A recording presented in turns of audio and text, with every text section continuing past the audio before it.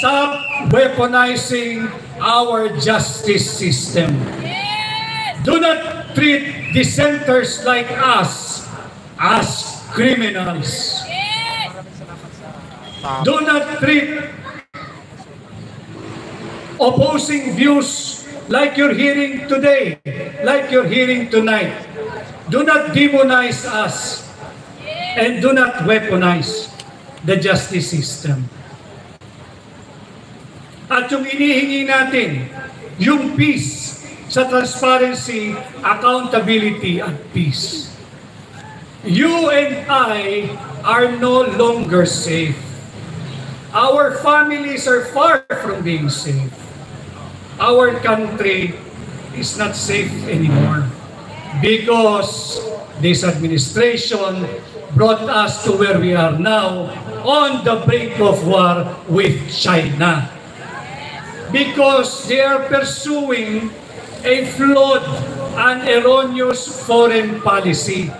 A foreign policy dictated by foreign interests, by our foreign ally, the United States of America. This is no longer the interest of the Filipino people. This is already the interest of the United States of America. That is why here in Hakbang ng Maisog, we say no to war. We advocate for peace. Ayaw natin sa armadong sigalot kalaban ang higanteng China. Uulitin ko, hindi natin interes ang digmaan. Hindi tayo mananalo, milyong-milyong Pilipino lang ang mamamatay, kasama na dyan ang kababaihan, kasama na dyan ang mga walang kamuang-muang na kabataan, napakaraming destruction, and of course, unwarranted death. Meron tayong mga kabataang present ngayon. Let me just take you back a little. Yung ating experience nung COVID. Nung COVID, 2 taon na kayo ay online schooling. Hinanap ninyo yung face-to-face na eskwela. Hinanap ninyo yung warmth of friendship, yung camaraderie, yung kaklase, yung samahan, yung barkadahan.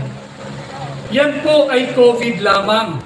Pag sumiklab ang isang armadong digmaan laban sa China, hindi natin alam kung ilang taon magsasara ang mga paaralan. At kapag yan ay nangyari, magkakaroon tayo ng generation ng kulang sa kaalaman. Kung hindi man ng isang henerasyon, wag naman na mga mangmang. Hindi dahil sa gusto natin, hindi dahil sa gusto ninyo, dahil yan sa gerang hindi naman natin interes at hindi natin kagustuhan. Kaya yan ang ating panghikayat sa lahat na nakasubaybay. Sumama kayo sa Hakbang ng Maisog. Iparinig natin ang ating nagkakaisang tinig sa Malacanang. We say no to war!